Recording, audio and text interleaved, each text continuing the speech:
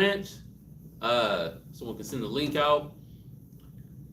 I'd like to give a shout out to BA, Kazak and Bakar, Natazak, Rochester, New York, with Shaquat and Zion, and another shout out to the brothers in San Antonio, Awar, Sam Shawan, Dawiyad, and then also to all the brothers and sisters across the four corners of the earth that's out here spreading the truth in righteousness and sincerity with love for the nation. Just because you're not right here don't mean you can't be doing the work. And just because you're not a part of our camp doesn't mean you're not putting in the works. So keep up the good work. Let's continue to wake up the nation. And most of all, let's heal the nation. We got to heal the nation and make sure that, we can have a strong foundation to build on, and that brothers and sisters are united. And that's what we strive and push for, to help heal households, build brothers and sisters, bring households together, and bring stability in people's lives.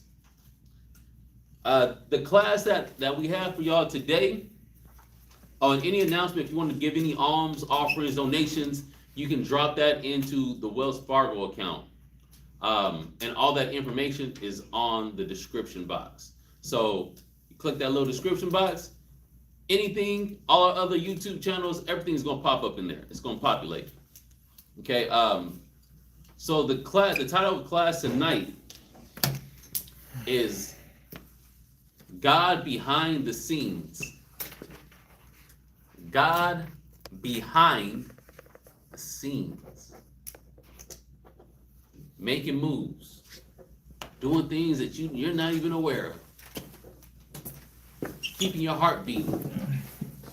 Like, how many of y'all gotta think about your heart beating? Like how many of us, we make our heart beats?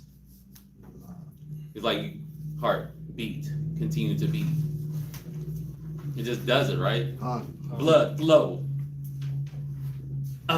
Lungs intake air. Keep me and transfer that into my bloodstream. Like, we don't have to think about these things. It just happens. There's functions of the body like digestion, right? The digestion just, you eat and it happens. You don't think about, okay, I just ate meat. Now send these certain enzymes into the stomach and break down the meat. You don't think about the things when it comes to your bodily functions. It just kind of happens like in the background. You know what's happening. You're not doing it on purpose, but your body knows to do it. So we're gonna go over these things that kind of happen in the background that the Most High orchestrates. And I like this class because it's interesting to think about. Because there's so many things that goes on. Like, have you ever seen one of those? It's like a puzzle, but it's not like a guy, like you drop the ball in one end, it goes through this little loop-de-loop, and then it comes out, it hits the dominoes, and then all the dominoes start to knock over, then the dominoes hit this thing, and it makes this other thing goes up, and then it's this whole apparatus of a whole chain of events that just dropping the ball over here caused to happen, right? So the Most High moves like that too. The Most High, he orchestrates events. He moves different pieces, and that's what we're going to go over. We're going to go over how he's moving different pieces, and he knows how to move every man, woman, and child. And we may not always like the way that he moves us, but it's what gets you moving, right? First scripture. Matter of fact, look, before we get the first scripture, I'm just ask a quick question. To y'all in here, y'all online, what's motivating for you? What gets you going? What motivates you to get up and do something? Whether it be, I need to get up and go to work, or get up and exercise, you know what, I want to jump in the scriptures and study. Like, what motivates you to get going, to move? What gets you into action? Like, when that alarm clock goes off in the morning, what motivates you to actually get out of bed instead of just snooze the alarm or just turn it off and stay in bed all day? Like, what motivated y'all to even get to class today? Like, what motivates you in your day-to-day lives? And I gave all these different examples, but I want to know what motivates y'all in your day-to-day life. It can be when it comes to whatever. It don't have to be the exact things that I said. Bryce. What motivates me is like the outcome of something. So if I'm going to read, or I've been reading for a week, what motivates me to study is the outcome, which is I'm going to be wiser, I'm going to be able to do this and this better because I've been reading. Or going to the gym, the outcome is a better body, a better, stronger body. I like that. I like your answer. He's motivated by the outcome. Y'all online can answer too, because my motivation is similar. In a lot of different things, not everything, but a lot of things is similar. Like, I think about the end result of what I'm doing.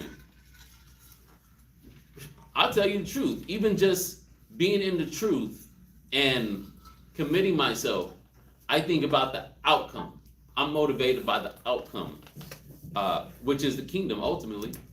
I'm motivated because I want to be able to see those streets of gold. I want to be able to commune with brothers and sisters in the kingdom and actually have rest, like real rest. I want to be able to, rub elbows with Solomon.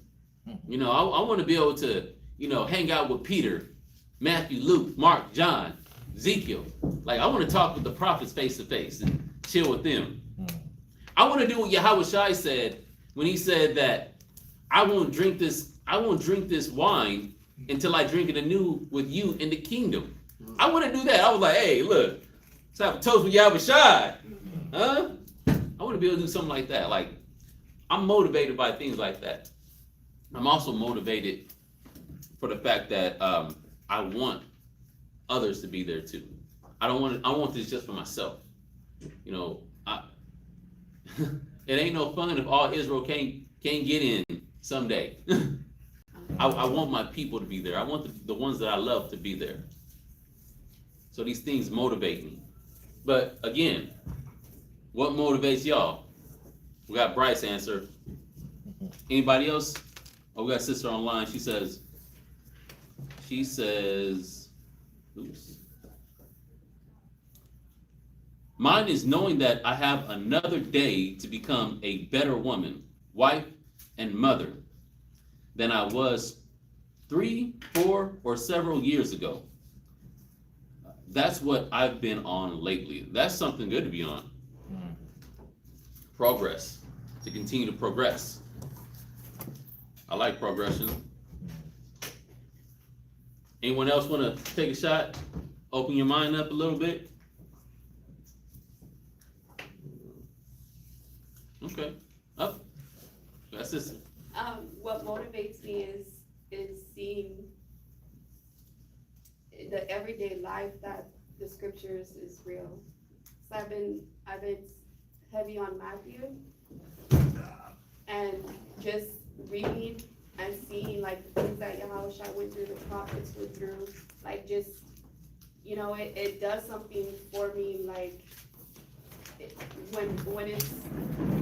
when I read the intensity of it, what they explain that they went through, when Yahweh Shai says that he's gonna go through these things, and just hearing the Pharisees come to him and just mock him, and he knows, right? But it's like, he says these things are gonna come, and he's not gonna do.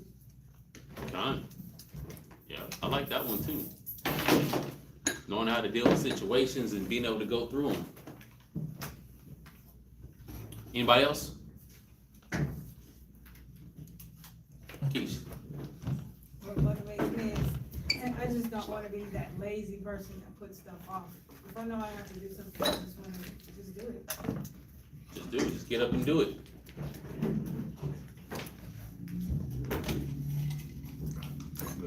Oh. getting up and doing it. And the Most High, he moves pieces and he prepares the way for us, right?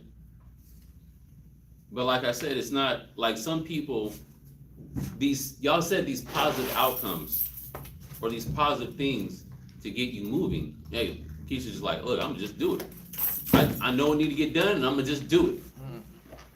You know, and that's one way. But I'll show you another way. Give me Hebrews chapter 12 and verse 6.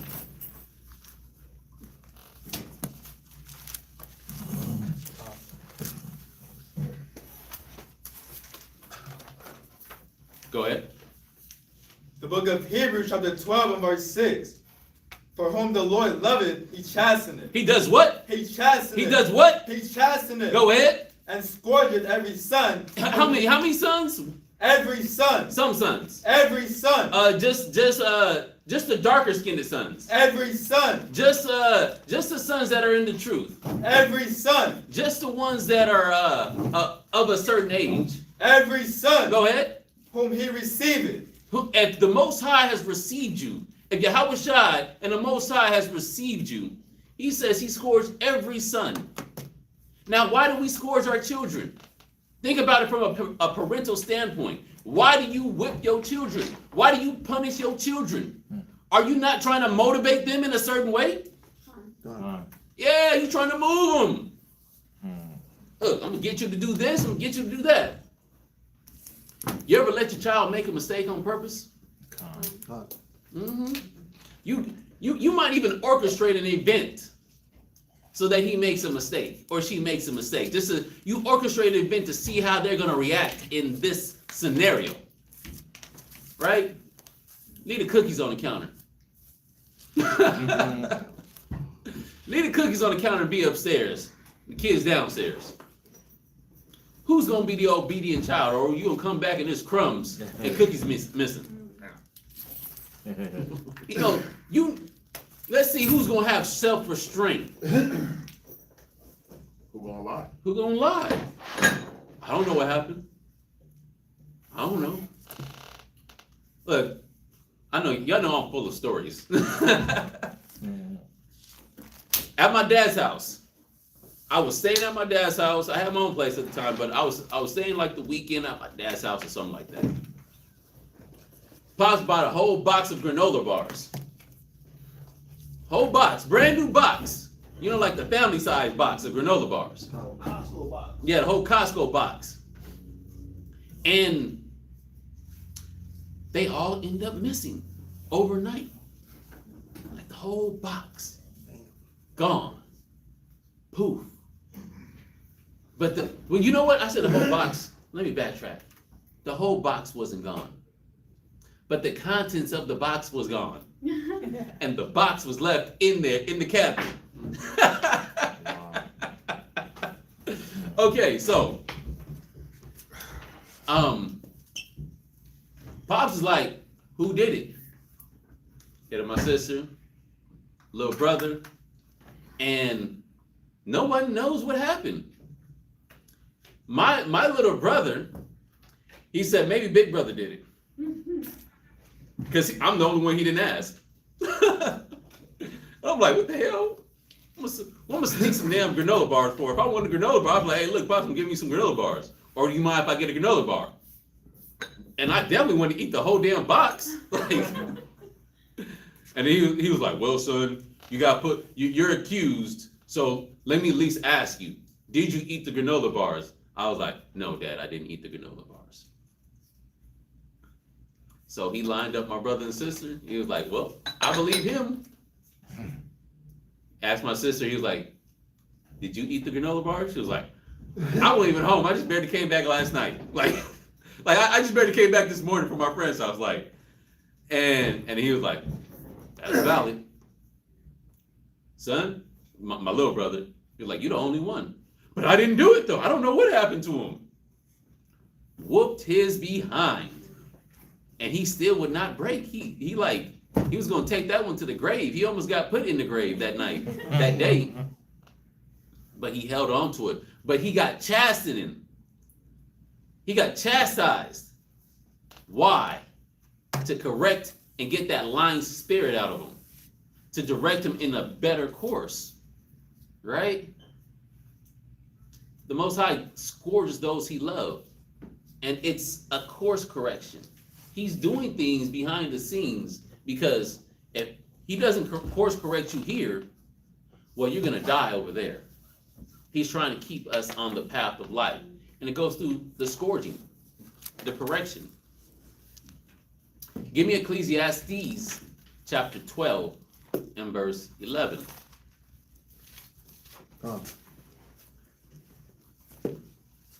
Ecclesiastes chapter 12, verse 11.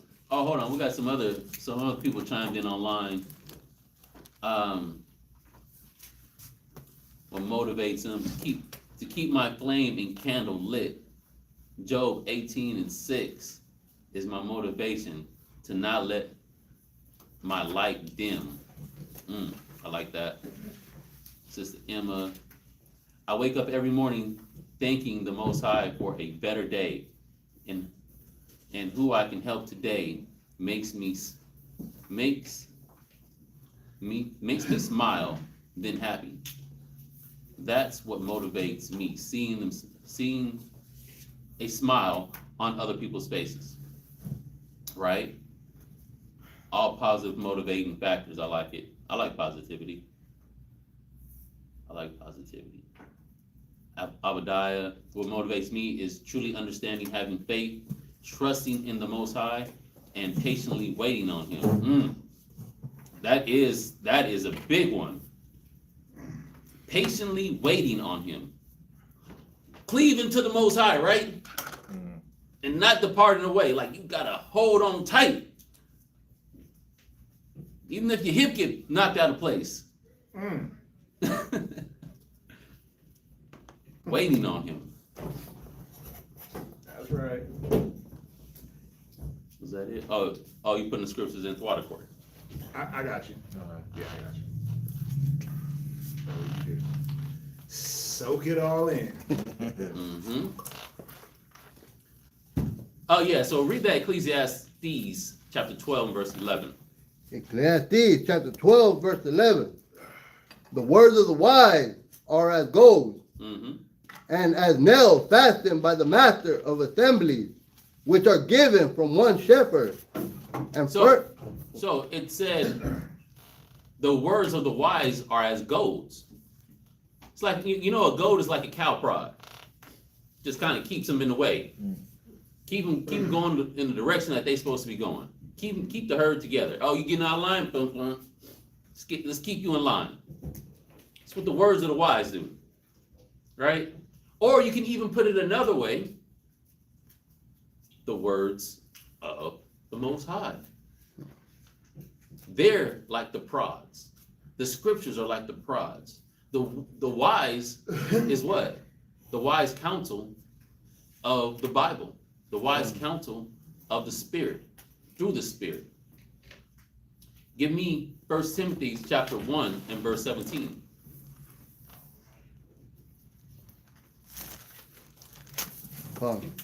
First Timothy chapter 1, verse 17. Go ahead.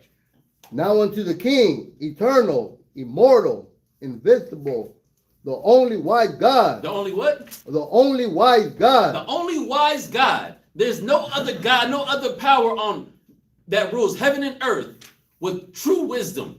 There's no one else besides the Most High. Y'all know that, right? God. There's no other power besides the Most High. He controls all things. He moves the whole board. He moves the whole earth. He moves all spiritual realm. He moves the physical realm. He moves light and darkness, good and evil. He is the wise. He is the wise words for the wise, for the righteous, I should say. His words will come out, and it'll poke you right in your side and say, dang, you know what? Maybe I shouldn't think like that. Maybe I shouldn't do that. Maybe I should move around, do something different. And that poke, right, or that jab that might feel uncomfortable is actually the answer to your prayer. You prayed for something. Lord, send me a righteous man. Oh God, I want just a righteous man that's gonna follow the law and he's gonna lead me and guide me in the way of righteousness in the house and I can trust him. Okay, poke.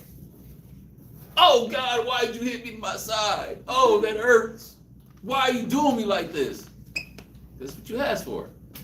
You was going a different way. I'm just getting you in the right way. You little poke. Through that wisdom. He is the wise God. His words are immortal. The scriptures are the keys to life, right? So it says the only wise God. Go ahead. Be honored and glory forever and ever. Amen. Amen. Give me Romans chapter 8 and verse 28.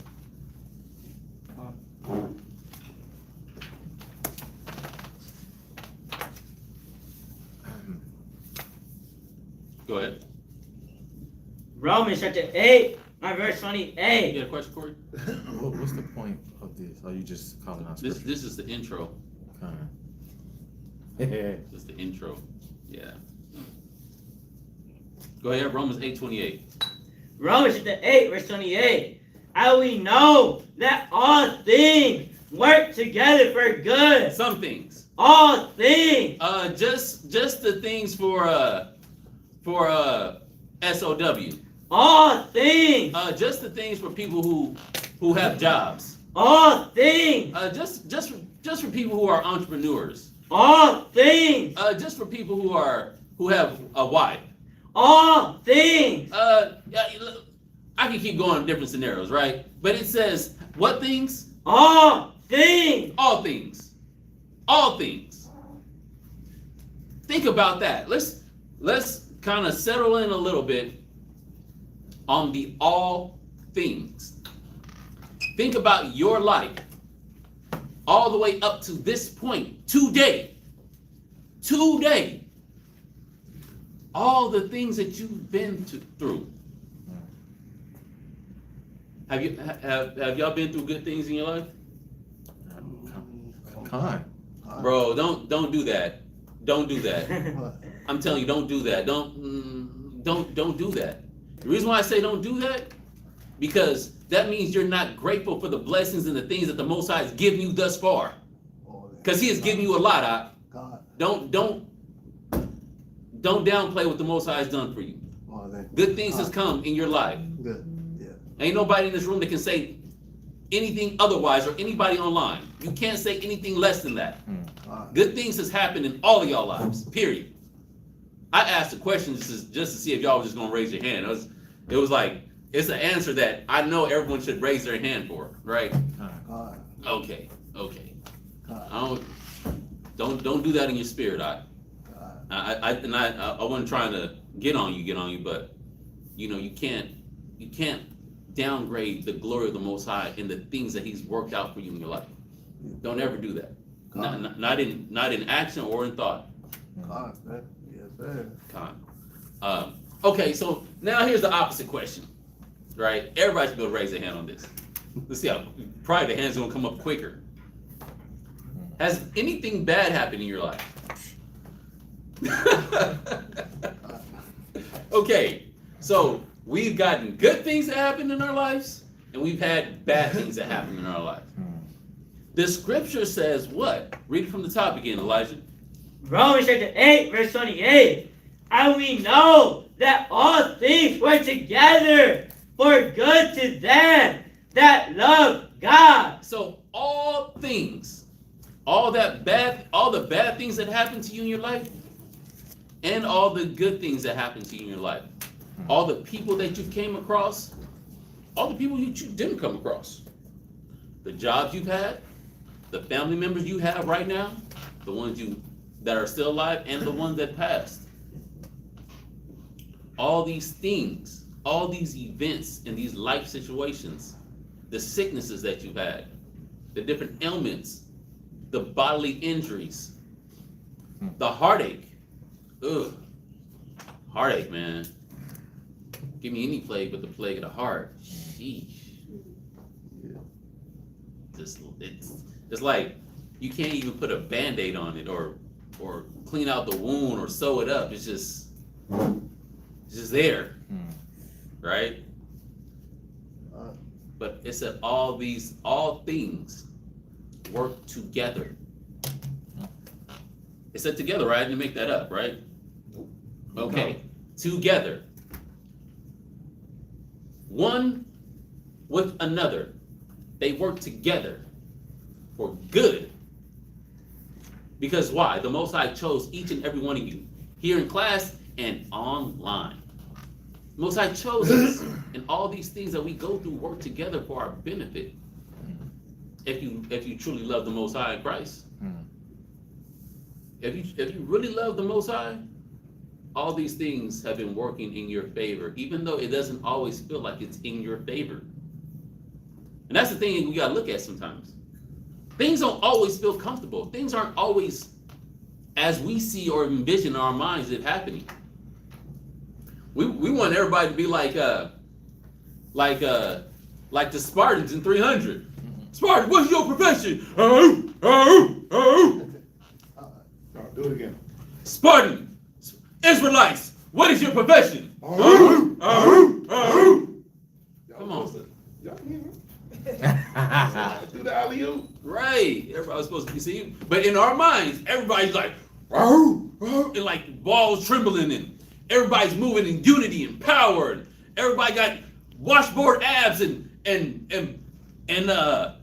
pecs and 20 guns, guns. 20-inch guns, you know, broad back and wide shoulders, you know, Chesticles. chiseled thighs. You know, everyone's just moving in power as one in unity. Like in our minds, that's what we see us building and the things that we should have. Like everybody should just be on the same page. We should just be moving as one. Everybody in unity, same mind, same judgment. None of us breaking rank. But that's in our mind. And the things that actually happen, well, it don't always feel so comfortable because it's like, dang, can we get more force? Can we get more unity? Can we get more brotherhood? Can we get more sisterhood? But even that dynamic of things not working out quite the way we would like it to, it says all things work together for good. So even that dynamic is working something out in the brothers that are unified, and it's working out something in the brothers and sisters that are not as unified. Most High deals on both sides, right? All things work together. Finish the verse out. To them who are the called according to his purpose. Only if you're called according to his purpose. If you ain't called, if you ain't got no purpose, well, go ahead and be out in the streets purposeless. Because that's where a lot of people want to be. They don't want to have no purpose. They don't want to move according to the purpose of the Most High. Many are called, few were chosen. Right? So we're going to hit this first point. And I touched in it a little bit, right? I touched in it a little bit already. I didn't mean to do that. I know I came late, but damn. Okay, but it's a lot good. So you can write this down. The Most High controls both sides. That Romans was a segue into the point. The Most High controls both sides. Brother said point one. Point one. That was like the intro of intros.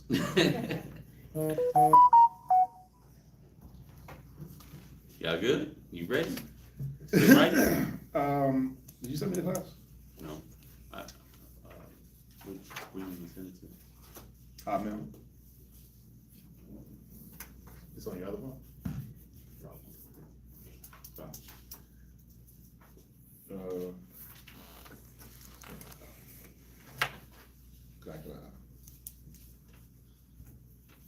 I could just put all the stuff in here. Con.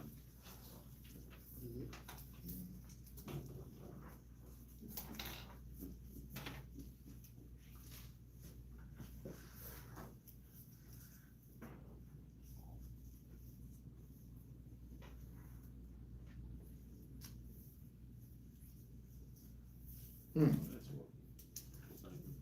terrible. Hit the wrong button. Yeah, so the Most High controls both sides. Give me Amos. Give me Amos. It should be at the top of the dome.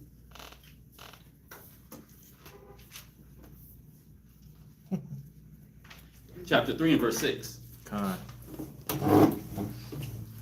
Amos chapter 3 and verse 6. Uh-huh. Shall a trumpet be blown in the city, and the people not be afraid? Go ahead. Shall there be evil in a city, and the Lord hath not done it? Okay, so it's a question, right? He's asking a question. Right. Like, can a trumpet be blown in the city and the people not be afraid? Like, what is the trumpet for? Y'all remember what if a trumpet is being sounded in the city, what it was for? Like war. War. Like if we had a smoke detector and it was going off right now, it'd be indicating some smoke or some type of fire, right? You know, in the mall, the alarms go off when there's some type of active shooter or something crazy going on, or if there's a fire in the food court, you know, the smoke, the alarms will go off. That's like the trumpet being blown. It's to alert you. And what is the alert? The alert is also like the goad. Hey, head up, pay attention. Something's going on out here. Get ready, move around. It's like you get in this uncomfortable situation. It's like, man, I can't sleep at night. Well, maybe you shouldn't. Maybe you shouldn't. Maybe the Most High wants you to stay up. He wants you to be vigilant because something's going on that you need to be aware of. But then you're like, oh man, I'm just forced to sleep, man. I just keep having insomnia. I can't sleep at night. And then I sleep late into the morning and I repeat the cycle. Well, maybe the Most High wants you worn out. Ever think about that? Maybe he's orchestrating an event to put you in a scenario where you have to be alert. But he wants to see if you're going to use the spirit or you're just going to fall into your flesh and be tired. Will a trumpet be blown in the city and people not fear? Shall there be evil done in the city and the Most High had not done it? Rest on that one too. Evil in the city. You ever hear brothers and sisters talking about, oh man, it's just demons. Oh, demons on my job. Oh, they messing with me today. My boss, he just be on me quite as these demons just be coming at me right and left. Oh man, Oh my God, I'm out of here. They gonna blame me. It was him. He said that. Corey, he said there's a video. Roach infested car. Oh, these, see what I gotta deal with? See the demons I gotta deal with here? Oh. But is there evil in the city and the Most High didn't do it? He didn't allow that to happen? He didn't give the okay for that? Oh, the bank account is negative. Well, you think the Most High didn't give the okay for that one too? Yeah, the calamities. It's not. He didn't okay Sodom and Gomorrah. No. No. Okay? He didn't ordain that. Like, yeah, y'all niggas go ahead and marry each other, men on men. He didn't okay that. The evil is the calamities that are set before a man for repercussion or the purposes that he went to in Hebrews of chastisement. Get you back in line. There was something I wanted to say just about when everybody was like raising their hand, good things happen to you, bad things happen to you. Yeah. How about you don't really know what's good for you? Yep. How about you don't know when something good is actually happening and when something bad is actually happening? So if you look at like every loss, like, damn, I lost that. That's a bad thing. Mm-hmm. No, every loss ain't a bad thing. No. And every gain, And always. godliness is gain. Perverse men thinking that godliness is gain. Every gain is not a good gain. So, the perspective on how you look at these things, that's why brothers hesitate. What good has the Most High done to you? Well, damn, you got a rib. Yeah. You got beautiful kids. You got a family. You're able to be a father. Mm-hmm. You got a wife that respects you. Like, shit, what else you need? You got your health. You got your health. You got the Bible. You got the wisdom. Like, what else do you really need? So it's a matter of perspective on what we look at as good or as bad. And it's up to us. That's why a lot of things don't, I should have said this before you went into this point. That's why a lot of things don't work for you. Because you don't know what good is, and you don't know how to love the Most High for the good that He's doing. Go ahead. Am I jumping? No, you're not jumping. I used to be envious at others when I was younger, right? I didn't have a childhood. And I used to be envious at ones that I thought had a childhood. You see the outward appearance. I used to be mad. The things that I went through. And now growing up, I'm grateful because now it's like, yes, I went through those things, but now I appreciate life. And I wonder, like, if I didn't go and was like this spoiled brat, I probably wouldn't have appreciated life. But now I appreciate life and just now coming to the truth and just finding the word, that sense of peace. Because I didn't have that then. So.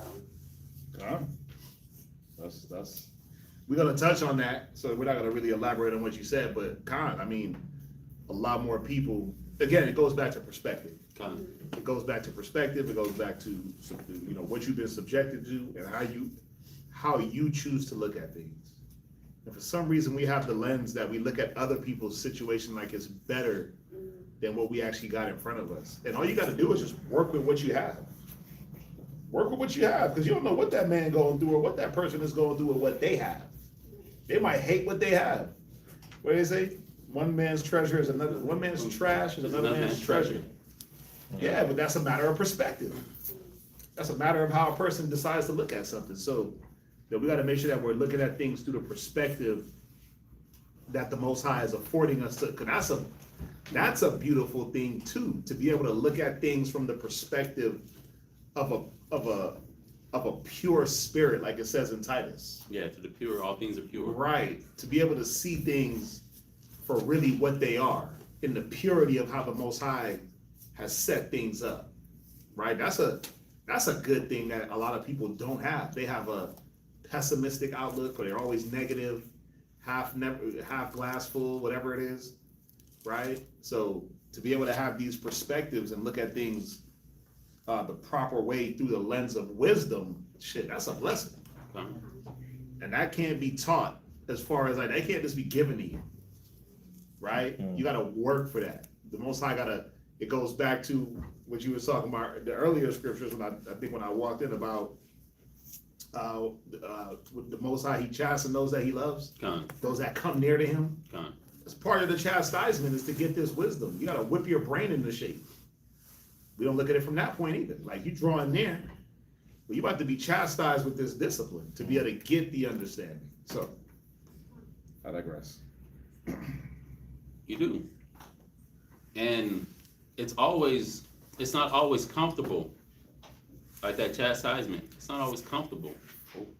You go through lack, you suffer want, you see things that others have that you wish you could have. But you don't know why the Most High is doing what He does. You don't know why He's moving the way that he's moving. You don't understand. You don't fully understand why He's orchestrating circumstances in the way that He orchestrates them. He's doing it for you. He's doing it for us. Like we read in that Hebrews, right?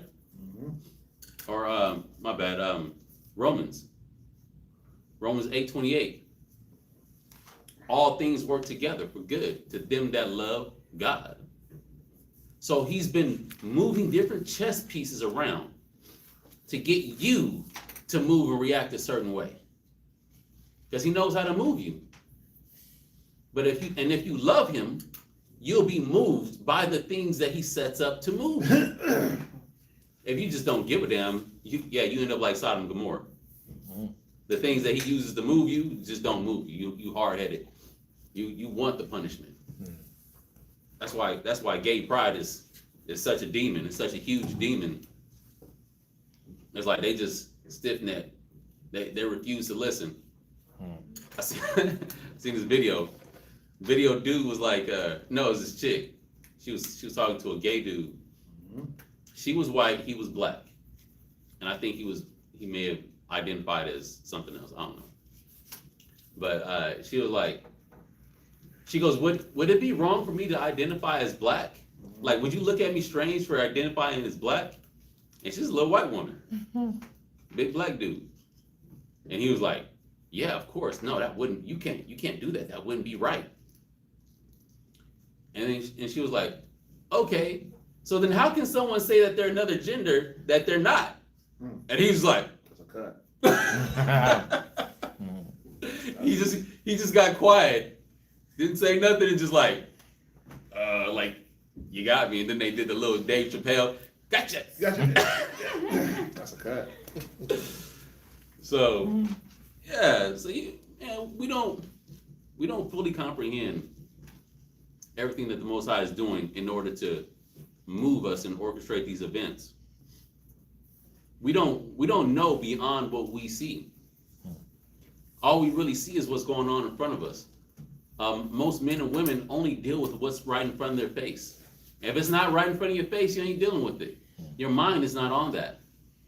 Your mind is not on, okay, I noticed that people are moving around outside, and then by the time I come out, they might be over here, and then them being over there is going to make me be able to do this, that, and the other. You're not thinking that far ahead to make moves based on what ifs. Most people don't. I should say that. Not all of y'all, but most people don't think like that. They don't think in sequence of events.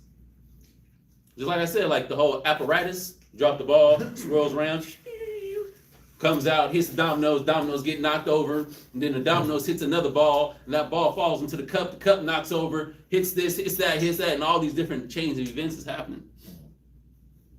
Like most people, they don't see past the first obstacle, and they just see them as it goes.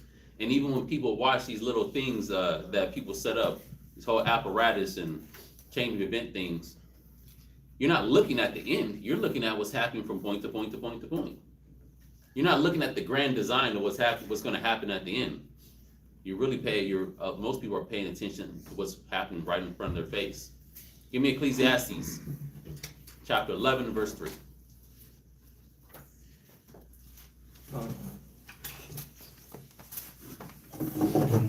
Ecclesiastes chapter 11, verse 3. If the clouds be full of rain, they empty themselves upon the earth. Go ahead. Either the tree fall toward the south or toward the north. In the place where the tree falleth, there it shall be. How many of y'all really paying attention to the clouds and if they're full of water or not, and where the cloud is going to drop that water off at? I kind of do. You kind of do? Okay. I'm a gardener. You can know where the rain is going to be at. Okay. Looking at the sky like it's going to rain today. Damn. Yeah. You can think about it for your area, for your sector, but you don't think about, it's going to go 28 miles down the road and then it's going to drop water over there. Or this cloud is actually going to travel all the way to Louisiana. Or this cloud, but based on the wind trajectory, the way the wind is moving, it's actually going to breeze through Texas. That's too much for my knowledge. Yeah, you're not thinking past our own parameters. You might think about your own parameters. Yeah, it's cool. You think about what's going on in their lives. That's what I was saying. But the Most High, he's thinking about further down and other things. Like, let's say this, because he brought up gardening. Okay, well, we all buy produce, right? Well, a lot of produce comes from California. How can you think about how much water they getting if their produce is being well fed and nourished in California? You just go to the store and buy it. Whatever's at the store, it's like, oh yeah, bananas. Avocados from Mexico. You know, kale. You know, you just go get it. You don't think about what's happening in a place where it grows. Or is it getting proper nutrients? Is the ground good? Is it getting proper rain? You just get it. You don't think beyond what's right in front of us. But the Most High does. He think about what you don't think about. Where the cloud empty is rain. Where the tree falls. You ever hear that saying, if a tree falls in the forest, does it make a sound? You never heard that? No. Oh yeah, it was a saying. It's like, if a tree falls in the forest, does it make a sound? Like, if you say yes, it's like, how do you know? Because no one was there to hear it. If you say no, how do you know? Because you weren't there to find out. That's kind of the whole. Yeah. See, I want to get all analytical. Yeah, I know. It's just a saying. It's a I saying. was about to get, my rib calls me a nerd. Yeah, I was about to get nerdy. that's good. It's good to get nerdy. Nerd. I was like, yeah. What were you gonna say though? I'm interested now. I'm Like, invested. does it have to make noise? Like, does the forest determine the noise that it makes? Because when trees fall, they make noise. Regardless. Like, does it have to be the forest? Like, what determines the noise? So determines the noise. Is it the person being there or not, or the actual fact that it's a heavy ass tree fall? Like, see, we ain't doing it, man. Come on, let's. Yeah, because I got more on that Right, it's too. gonna turn into something. Like, The power of observation. Anyways, read on. Verse 4. He that observeth the wind shall not sow, and he that regardeth the clouds shall not reap. Okay, so now it's talking about laboring. Hey, if you worried about the wind, it might keep you from doing things that you know you're supposed to be doing. If you worried about the clouds and the rain, you might not go out and reap or sow. Go ahead. As thou knowest not what is the way of the Spirit, nor how the bones do grow in the womb of her that is with child. It says, so you don't know the ways of the Spirit. You don't see how the Spirit works. You don't see when the Spirit's coming or where the Spirit is going. You don't know what the Spirit did or what the Spirit is bringing towards you. You don't know how the Spirit is moving certain things out of your life or weeding it out slowly, methodically. You don't even understand how a child grows in the womb. Just the process of life. A microscopic sperm going into a small microscopic egg grows brains, organs, limbs, bones, learns to breathe, and then comes out a whole human being. You don't really know that. Even the spark of conception, when the Spirit enters into that womb, you don't understand that. It's things that are happening in the background. It's things that the Most High is controlling. He's doing these things. Just like you don't understand that, you don't understand how he's moving for you in your life right now, or how he's been moving. You know, they say hindsight is 20/20. So you can sit back and if you map your life, I was like, oh dang, if I would have kept hanging out with the homies on the block, I would have been dead. But there was something that told me that I need to go home that night. Oh, my rib was tripping out. And so, or my kid broke her arm, and so I rushed home to see what's happening with her. Oh, little did I know, me leaving the scene and going home to check on my child, that kept me out of danger. That's an old butterfly effect. Yeah. It is. And that's how the Most High be moving that way. But we don't understand that. We don't see it. We think every calamity is not good. We think it's just for our evil. But you understand the Most High, he's moving different things. He's moving in a way that our human minds are not comprehending. Because we're not supposed to. Huh? Let me look. Let me look. I just want to see it. I don't want to jump. I think a lot of it is we get caught up in the wrong stuff, like looking at the wrong thing. Again, perspective.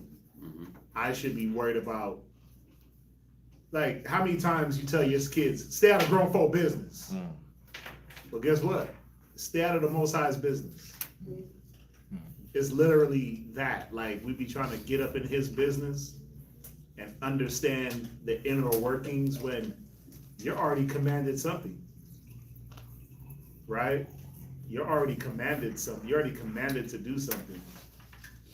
And then by not doing it, what do you show? You show your disobedience, right? So again, I think it's about, perspective. Like, where's your head at when it comes to what you're supposed to be doing? How do you see what you're supposed to be doing as a benefit to you? Yep. Or what you're doing, how what you're doing is benefiting someone else. Yep. Read on, Elijah. Even so thou knowest not the works of God, who maketh all. You don't know the works of the Most High. And it said he made all. So he has his hands everywhere. He's orchestrating the events. Read on.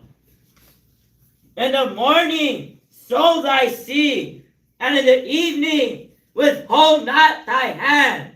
For thou knowest not whether shall prosper either this or that. Give me 1 Corinthians chapter 3 and verse 6.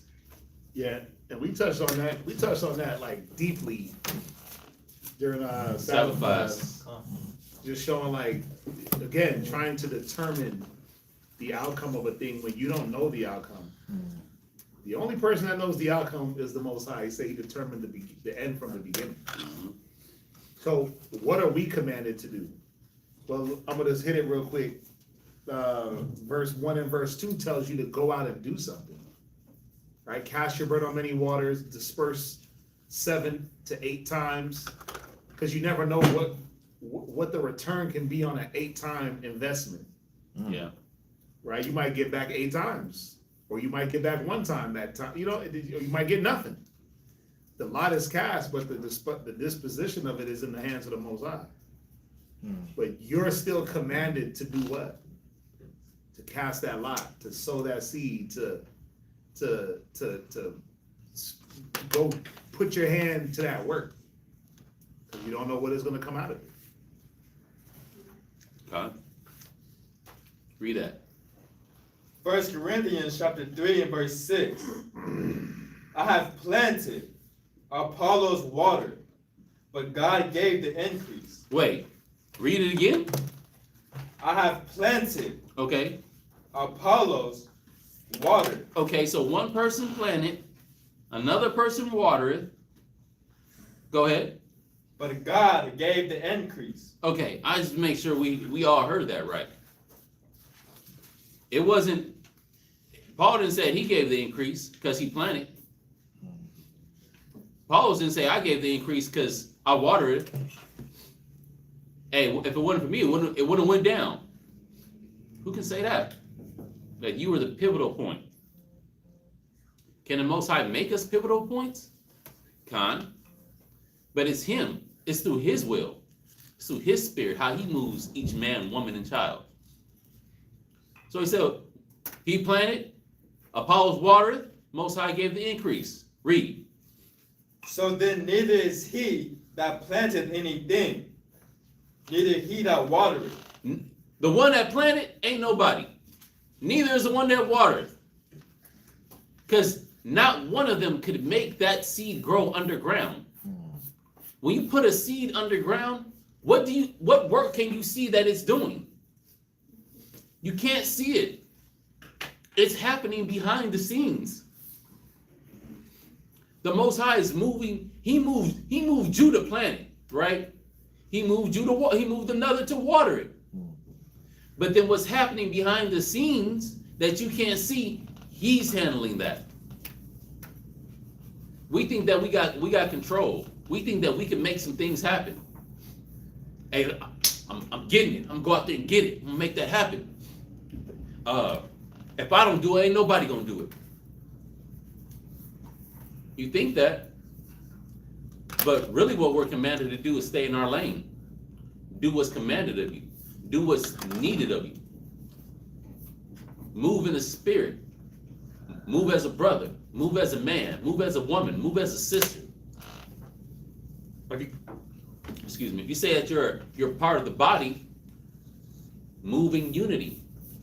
What limb moves by itself? Do we got like the Adam family hands? The hand that be running around? Mm-hmm. It moves autonomously? Or if you're part of the body, you're moving with the body. Brain sends a signal down the nervous system, down the arm, that tells the arm to move a certain way. Nerves fire through the arm into the hands that says fingers move. It all works together. Unity. No one's moving as a rogue agent if you call yourself a part of the body. Most High is moving things. We're commanded to stay in our lanes. We're commanded to do things that we were supposed to be doing in the spirit. One man planted, another man watered. It said neither of them are anything, because they're not forcing the activity. They're not forcing the growth. All they're doing is holding their zone, holding their position, and allowing the Most High to give the increase. Read on. But God that giveth the increase. Read. Now he that planteth and he that watereth are one, and every man shall receive his own reward according to his own labor. According to what? His own labor. So the Most High will reward you according to what you've done. But if you ain't doing nothing, what is there to reward? Now the thought could be this. Well, I just ain't doing it with y'all. I'm doing things. I'm just not doing it with y'all. So you the it? You run around and you accomplishing your own missions? You say you part of the body, but you ain't really part of the body, you outside the body. That's cool. I'm out. They can blame you, bro. I'm out. Hey, blame him. I didn't say, I'm not. I'm chilling. They gonna say I said it. No, I said it. Shadak said it. I said it. Y'all better hit him up with all the I'm offendeds. I feel like I get those after every class. You better hit him up with the I'm offendeds. And be offended at him this time. God. My line is always open. You can catch me at 4:30 a.m. Oh. Y'all ain't hitting me up talking about you offended. I ain't say nothing. I'm chilling. My Bible barely even open. It's open right in the middle. What are you talking about?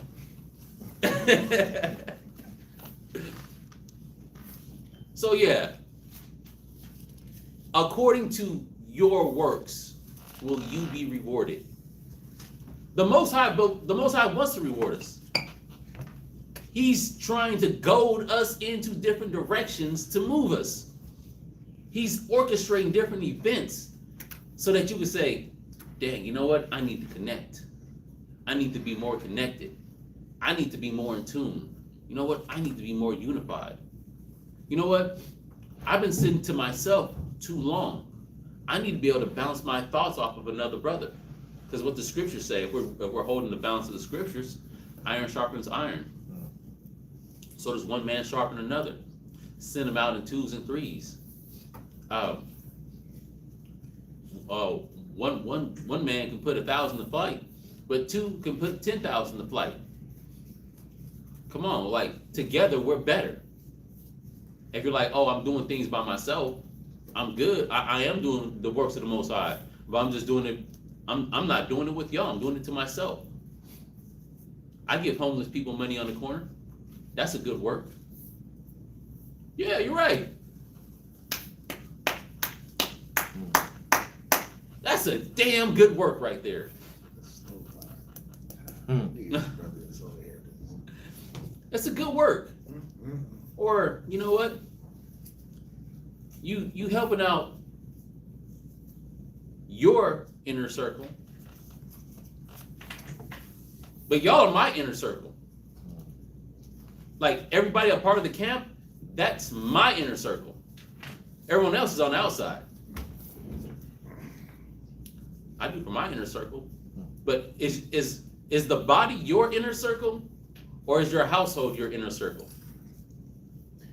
It's a situational inner circle. Oh, you got situationships. I'm not gonna elaborate. You got situationships. I'm just gonna say that. You know, like it's conditional inner circle. You know, like when sisters be having like conditional femininity, like I'll be feminine for the right man. Right? It's like that's a conditional femininity, right? Or I'll lead if I get the right woman. You want to be a conditional masculinity. You got some brothers that are. Wait, he left. Oh, Yeah, go ahead. I was talking to you, brother. You got some situations where it's. See, he left me up here on purpose. This brother did it on purpose. Brother, you try get back here so you can get this blame. I'm not even gonna speak no more. I'm gonna just wait. I'm just waiting. God don't want to say it without you sitting here. Oh, let him use you. Go ahead. Nah, brother, he ain't gotta use me. That's the thing. Every time he uses me, I get in trouble. This brother taking long as hell to get back into his own class. This is his own class, and he left me up here. So what what Shadak was saying was conditional. What is it? Circle. Oh yeah, inner circle, conditional Inner circle. I'm in the circle when the conditions fit me, but I'm out and I'm in another circle when the conditions don't fit. Dang. You got conditions that just don't work for me right now.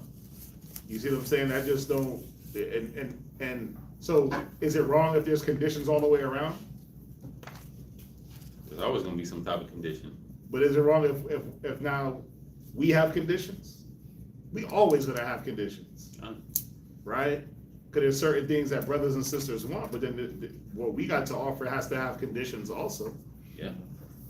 Right? Like we expect if brothers and sisters are gonna be around us, that we're in the same mind and we're trying to do the same things and move towards the same things, right? And not having to constantly, like we went over in last 2 weeks, repaving that foundation of repentance and doing things and taking time to do things over and over and over and over and not getting nowhere, right? So I think you know, brothers and sisters got to check their own temperature and say, well, do I have a conditional?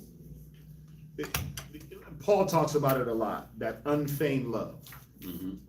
Feign means fake, or it could be changed from one thing to another. And so you got to ask yourself, right, boys and girls, brothers and sisters, the saints, are there conditions attached to my belief system?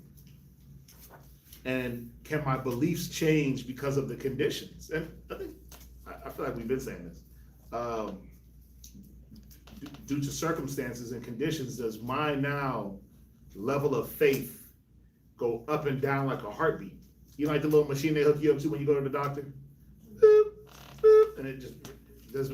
Am I up and down like that machine based on the conditions that I either am trying to avoid, I'm either going through currently, or I've already went through in the past? You see what I'm saying? So you got to check that, because if it is, then that's where, like a Peter rejects Christ. Yeah. You're gonna reject me thrice. No, I'm not. Okay, watch. These conditions gonna dictate it. Right? These conditions are gonna dictate it. Or a Thomas where I gotta put my hands through your holes and do all this and poke you all the way through the side. I gotta put my fist all the way to and touch your heart. Dang. Like, God damn, brother, you just believe. Just have some faith. You got witnesses and you see me. Nah. That ain't good enough. Hell, that ain't good enough. Faith. Or Gideon. Can you turn the snow? Can you make this area snow and this area dry? Can you do 17 black flips, put the water, make water just stand still in the sky? Like, he was asking for all types of craziness. Gideon. Just have faith, brother. Just believe. Push through the circumstance because they're going to be there regardless. Yep. Have faith, sis. The circumstances are going to be there to test out your faith. But then now, if I don't want to walk towards the circumstances, how faithful am I? Really? You can't say you're faithful until it's tested. You can't say I'm a faithful brother or sister until it's tested. Till you've been through something to show how you came out of that trial. Can't say, oh, I'm faithful, I'm doing this. It don't matter, because what's testing that? And then when it is time to be tested, you shrink,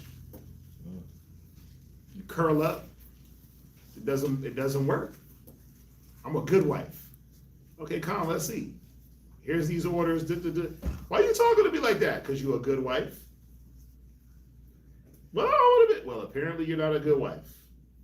You see what I'm saying? Like, I'm a good rib. Every rib want to be a good rib. I'm the top-notch rib. Okay, well, let's see how top-notch you is when we start giving you rib things to do. When we give you rib things to do, let's see, I'm the best brother. Okay, all right, let's see how great of a brother. Let's let your works and your words and everything match up. Yeah. That's all we saying. You down for the cause? That's all Shadak is saying. Down for the cause? I'm going back on mute. Press the mute button. Hey. Bro, I be on so much diabolical ass phone calls.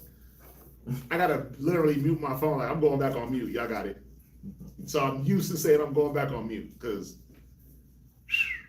some of the phone calls, bro, lately just been like, yo, I'm about to go on mute and let y'all have it. I was just listening in. Anyway. Yeah, it's day-to-day life. She said top notch. Yeah, every rib want to be sis, you know, all the ribs want to be top notch ribs. I'm top brass. I'm him number one. Top brass. I'm top brass. I'm up there. Con, we want you to be, but then don't we gotta see if you really is? Yeah. Con. So the furnace proveth the potter's vessel. Every man proclaim his own good, but his neighbor come and seeketh them out. Mm-hmm. And as the scripture just said, every man shall receive his own reward according to his own labor. What you putting in? Yep. Where's your sincerity? Are you really part of the body or not? You either with me or against me, huh? Nah, you know, and that doesn't lessen a person's role in the body, right? I'm not saying anything directly towards anybody, because brothers and sisters here, y'all put in. But I felt like you was talking to me with that one. So anyway, go ahead. Yeah. Mm-hmm. I was talking about me. Like you was talking to me. Talking to me. Oh, I took that cut though. I'm good. Oh, it's the gold. Then it worked. I'm taking it. It's the gold. Yeah. Back in line. Yeah. So everybody contributes how they can contribute. But if there's any part of you that feel like you can do more, and you're able to do more, you're physically able, not just sound body able, but you got the time too, and you got the resources, huh? Why not do more if you can? Why not do more? Why not align your mind with the foundational thinking? The thinking of the foundation. You know what irks me? now I might get mad. You know what irks me is I'm gonna talk to you. Yeah, turn your chair. We're having a concert. So you know, I thought Corey was coming up here to sit. So you know what? This is what irks me. Just going off of what you're saying about doing more, right? Mm-hmm. Brothers and sisters will look at you square in your face like you ain't shit, right? When you trying to give them wisdom, knowledge, understanding, look at you dead in your eyesight like you ain't nobody. Who the hell is you? Mm-hmm. When you trying to give them like sound wisdom, sound advice, counsel from the Bible, you opening up the scriptures, they'll treat you like you ain't nothing, right? You just a man. Yep. You don't know more than me. And if they don't say it, they have the look. Is that Yashagar? Yeah. Right? Is he going in? Is he watching class? He might be watching class. Yeah. So Get turned. they give you this look like you ain't nobody. Right? But then now, when it's like, hey, you can do more, it's like, nah, I can't. Only y'all can do more. Because y'all are better than me. Like, you see the logic? Like, Yeah. nah, y'all are better at juggling all these things, and you have more power than I do to do all this hard work and all this study and giving yourself. You got more faith than me, brother. But then, okay, if you could acknowledge that on one end, how come you don't acknowledge it on all spectrums? How come now when it's like, hey, take some of this wisdom from somebody that has more faith than you, Mm-hmm. how come you shut it down? And you may just not even do it openly, right? Because nobody is that brazen, but you do it secretly when you just reject it and don't apply things. Oh yeah, subtlety. Yeah, so it's like you acknowledge that we're more superior than you in our ability to do this office, which I'm not bragging, right? Because I'm not more superior to anybody. I just continually push myself like we expect everyone to push. But you acknowledge that level of superiority on one end, but then when it's like time to hear us speak to you, I don't want to acknowledge that. That ain't true. That ain't me. I don't see that. I don't get that. I don't understand that. Like, how can both things work? Those two things can't be true. We got to be fair across the board, right? And that's what irks me. It's like you say something without really saying it. So then, really, who is it? Who looks bad in the situation? It ain't really us. It's you. It just shows that there's something that you don't want to do, and you'll find a way to skivvy out of it and maneuver away from the actual thing, right? You'll use us as an excuse, but then use us as an excuse. It's crazy. You'll use the good example as a reason why not to, and then the bad example as a reason why not to. God damn. Okay. You damn if you don't. Now I'm going home. That's what be irking me though. That's what I be feeling like. That's what I feel like. Like, oh, y'all go through so much, and y'all just look so stressed and tired. And ain't nobody tired and stressed. Ain't nobody looking like it either. I actually feel pretty good, right? But we be stressed, and if it seems like that, it's because we got a lot on our shoulders, and then we trying to push and goad everyone else to move in the same mind. That can be a little taxing. It's not stress. Nobody's frustrated. Nobody's angry. No. Because we understand part of the shepherd's job is that you're going to have those sheep that do what? You got to go track that one down and track that one down. Because he over here doing his thing, he over here doing his thing, and then the multitude might try to follow. So as a good shepherd, what you got to do? Patient, loving, kind. Look out for the sheep. Understand what your function is and what their function is. You see what I'm saying? So we're not frustrated. But don't use the hardship of what we have to go through to not be what you're supposed to be. Well, man, that shepherd job, that thing look hard, so I'm good. Or y'all always out in the cold, I'm good. Or y'all always getting rained on, I'm good. Damn. How about if we have more shepherds, we'd have a lot less stray sheep. How about if we have more hands, we'd have a lot less labor. Yep. But damn, man, your hands is beat the hell up. Well, yeah, bruh. Of course my hands is beat up. Of course my hands is chafed.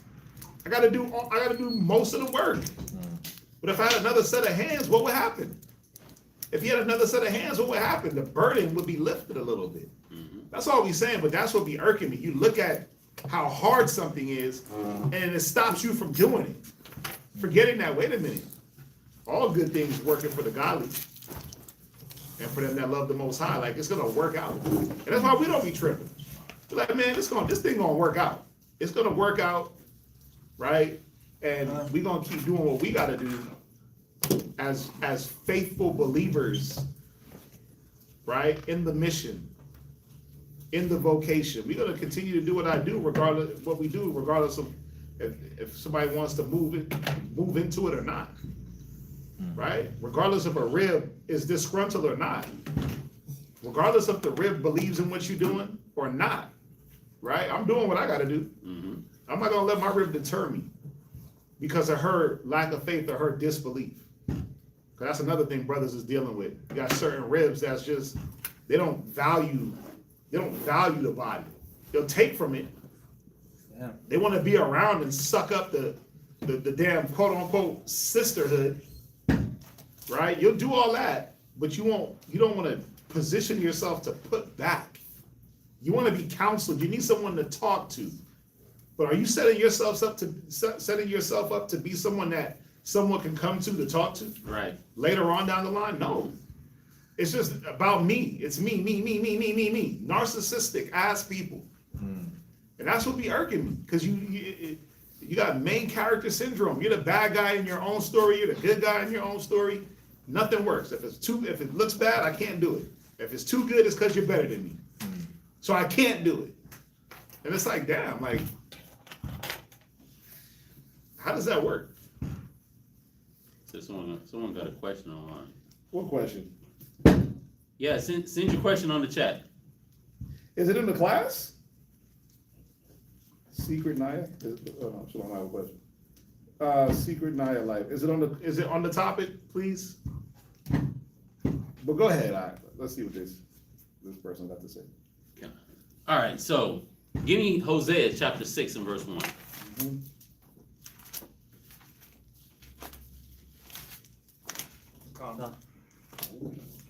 Go ahead.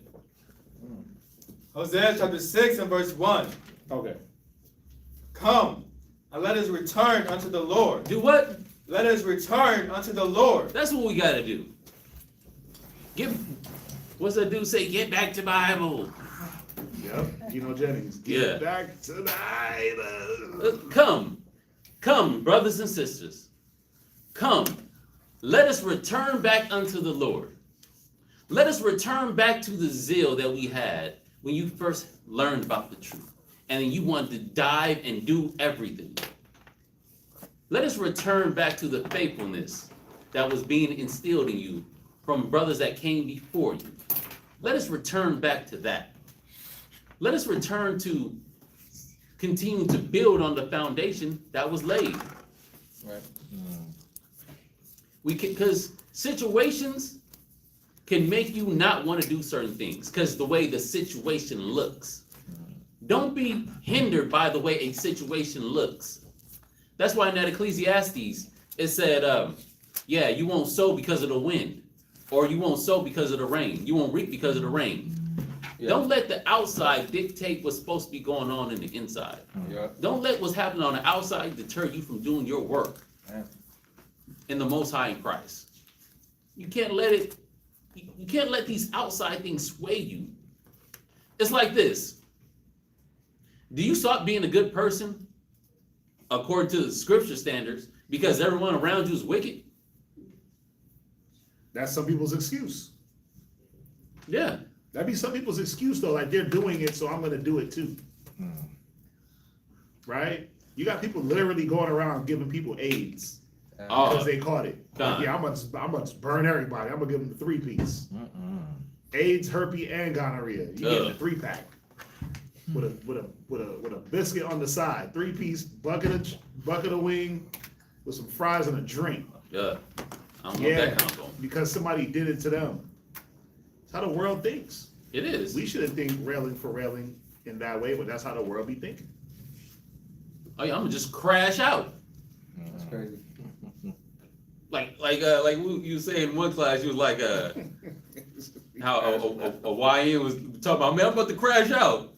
And it's like, well, you obviously, you're conscious of what's about to happen. So don't do it. Yeah. You're like, I'm crashing out anyway. Like, what the fuck? Like, Oh, don't do it. You feel it coming on. You feel the urge. You want to go off on somebody. You want to do the railing for railing. Come back to the Lord. Scripture says, return unto the Lord.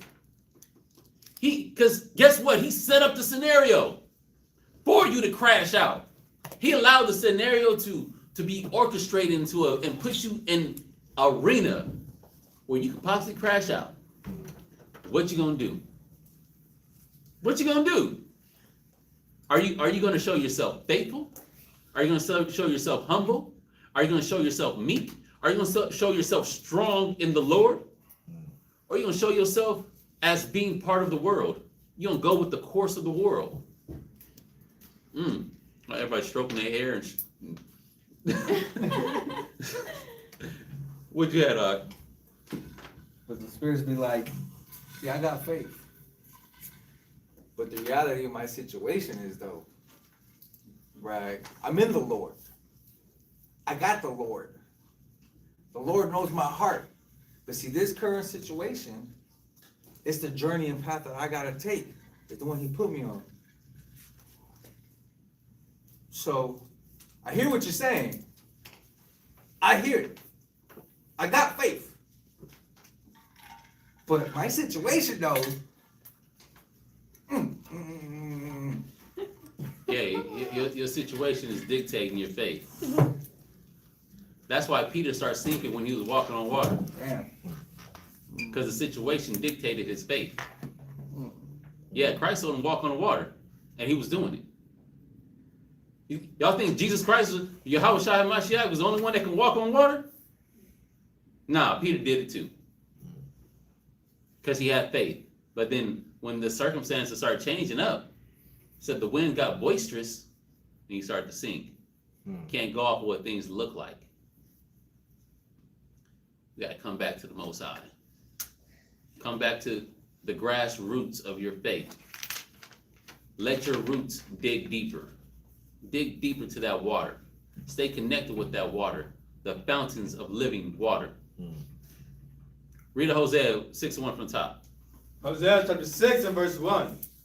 Come, and let us return unto the Lord, for he hath torn, and he will heal us. He did what? He hath torn, and he will heal us. The Most High will break you. The Most High will break you over and over and over and over again. But guess what he'll also do? He will heal you. He will tear your life into pieces, into shreds. You will go through chaos, calamity after calamity, heartache after heartache, financial troubles, troubles in your house, troubles with your family, troubles with your health, just to break you. The Most High will tear you. He will tear your mind.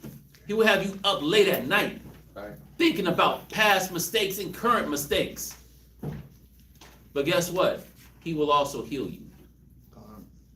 All these things are in orchestrating together for your good. Read on. He hath smitten, and he will bind us up. So it said he tore, but he'll also heal. He's smitten, but he'll also bind you up. He's doing both to you. He is giving you the good and he's giving you the evil. Because a child don't think that is good when he's getting his ass whooped. Whenever look, I'm straight, I don't just randomly whip my children. I tell them, I say, you did this, now you're gonna get a whooping for it. I said, come with me. It's like business. Like, you know, like when the manager calls you into the office. Step in the office. Right. Yeah. It's like that. It's like, open the door for you, let you walk in. Right. Oh, no, sit down. Yeah. Oh, bro, it's just like that when I whip my kids. I'm like, Quadaswan, come here. Straight transactional. I told you not to throw things on the floor. and you did it anyways. So you're getting your butt whipped. Come with me. And he's like, no, like you don't want to come. I'm like, son, don't make things worse. Just come with me. And he'll come. He crying before he even got touched. I'm like, he knows when I grab that arm to turn him sideways. He's like, no. He started talking in curses. He's like, no. You must have been beating the hell out of him because he don't stop talking in curses. Brought that to the school. And he's like saying this gibberish. So I'm like, Dino from the Flintstones.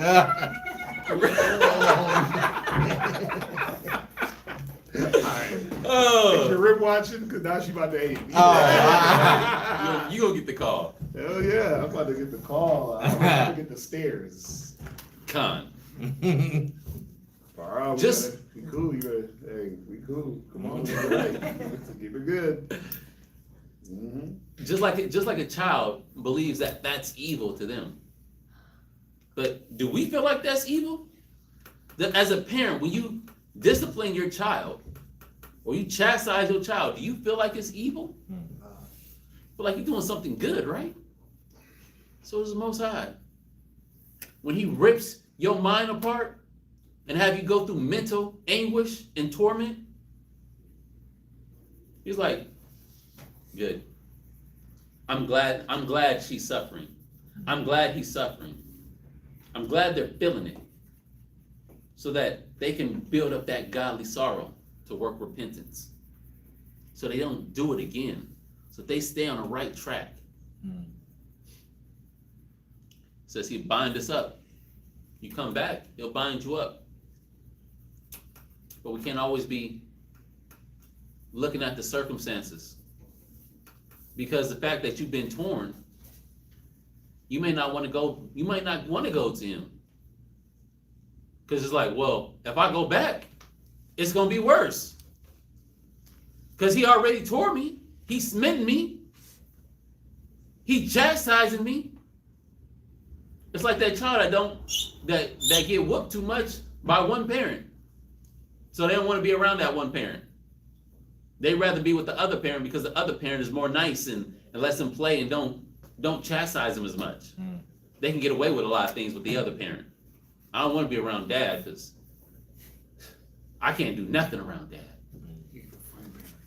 I ain't the fun parent. It just looks that way.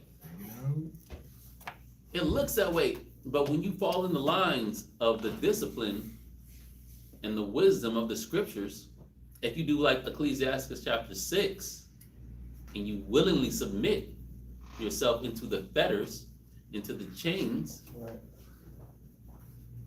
it works out good. I'm not going to go into it, but next point. Don't go off of what things look like.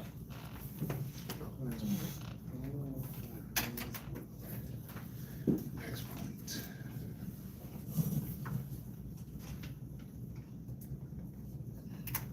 What point is this? Don't go off of what things look like. Point 2? Con. Yeah. While I was talking a lot.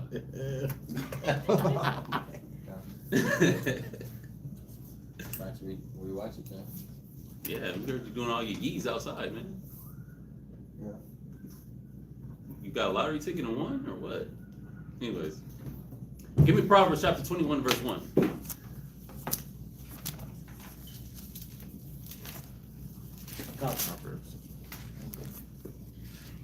Another brother, give me Psalms 121 and 3. Elijah, go. Proverbs 21, verse 1. The king's heart is in the hand of the Lord. As the rivers of water, he turneth it whithersoever he will. The Most High can change and turn events on the drop of a dime. The king, the ruler, the one in control, he can manipulate the situation and change this man's heart or transform the situation. You ever have a boss that's just on you and you're like, damn, I hate this nigga. Always on my ass. Like he's had a lady on the job when I was younger. Black woman, always on me. I was like, chill. Like, you ain't Kroger's. This ain't your company. Like, why you counting every minute that I'm on break? Let a op get 17 minutes instead of 15. Shoot. It's all good. Just think about the times that I came back a little bit early. Take it away from that. Most I can change the situation. The situation looked bad because she was always on me, right? Didn't like my job that much because she was always on me.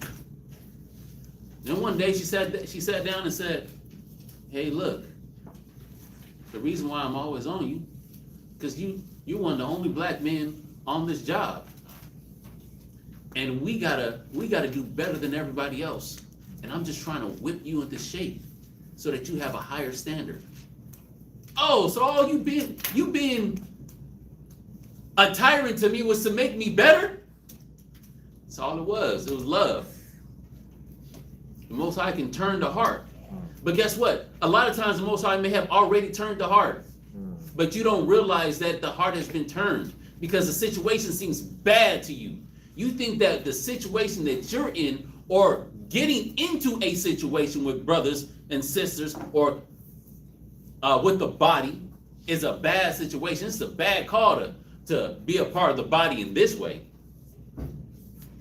No, the Most High has already turned the heart. The Most High, He orchestrated the event. He wants you to go through a tougher circumstances, tougher events, because He's trying to build something in you. You know what? You're needed to build something in another brother. A sister is needed to build something in another sister. The Most High, He won't let you down. He won't let you down no matter what. If you hold on to Him, if you stay with Him, He won't let you down. You got to believe that if you step into this storm, you're going to make it through the storm. Where's the most peaceful part of the storm? Y'all know? Where? The eye of the storm? Exactly. In the middle of it? In the middle of it. In the middle of the chaos is the most peaceful part. But you got to be willing to go into it. It's like, even in boxing, my uncle used to say you got to sit in the pocket. Come in close. You're fighting somebody. You don't want to be close. You're within striking range and danger. Let's say on the outside. But on the outside is where the power is really at. It's at the end of the punch, not at the beginning of it. Anyways, a lot of people don't want to get in the eye of the storm because it's stormy. It's tumultuous. I know I said that wrong. You're part two in this, right? Yeah, part two. I mean, yeah, you're gonna. Right, you did like this intro of intros. Yeah, it was glorious. It was wonderful. It was in the spirit of Mashiach.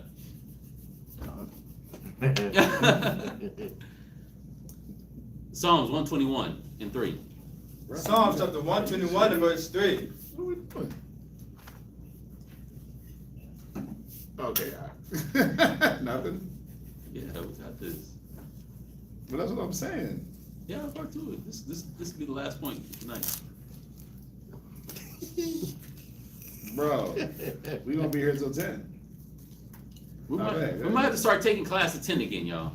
We're gonna start doing 3-hour classes. We'll do 4-hour classes. Y'all ready? My attention span ain't even down to 3 hours. What I'm talking about. My attention span ain't even there. There ain't enough scriptures in the world to go 3 hours. Right. Right? With studies of attention span, it's like under 30 seconds. So 30-second classes. I got a YouTube attention span. Who did that to us? YouTube, TikTok, The white man. YouTube killed us with that. Instagram Reels. Shorts destroyed it. When the shorts came out and niggas could get information in 60 seconds, bruh. And then another short, bruh. That ruined us all. I think I got 15 minutes max on any video. You know what's crazy? Like, But anything, if it's longer, if I say like, if it's say like 20 minutes, I'm just skipping it. Right. 15 minutes. It's because you feel bad. It's 'cause Corey you sent me feel a bad. video. You're like, dang, I gotta sit here for 15 minutes to watch Just this to get video? it. No, that's not It it. gotta be something I really wanna watch for 15 minutes.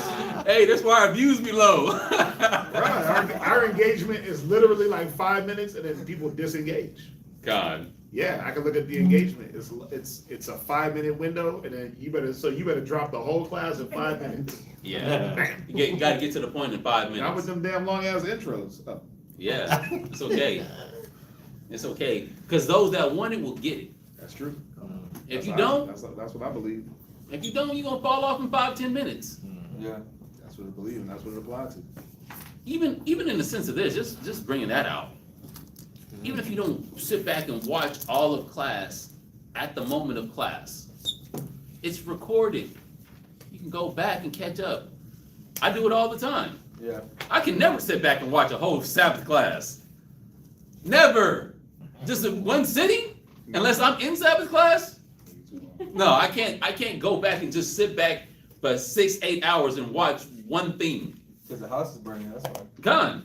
The house is burning down. When I you're got home- fires got put when out. you're home, the house is burning. Always when you're home. It only burns when you're home. Yeah.